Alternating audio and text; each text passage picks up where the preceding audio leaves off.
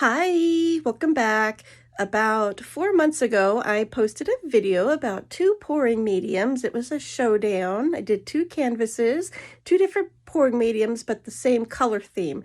And Melissa had a question, and it was a very good question. How did they dry and how did they look a week after? So I don't have the week after, but it's been 4 months and I still have them. So I'll show you real quick. Okay, here's the two pieces. Right here, they're just 8 by 10 canvases. They dried very well. This is 4 months after. Let me get into the light. This one is the Artist Loft Pouring Medium with the flip cup. And then this one is the Liquitex Pouring Medium flip cup. And get them on my table. But yeah, look it. They dried great. Love them.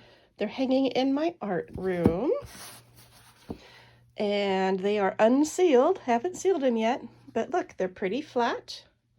There's a little bit of crazing, but it's okay because I left heavy layers of paint, and that's great.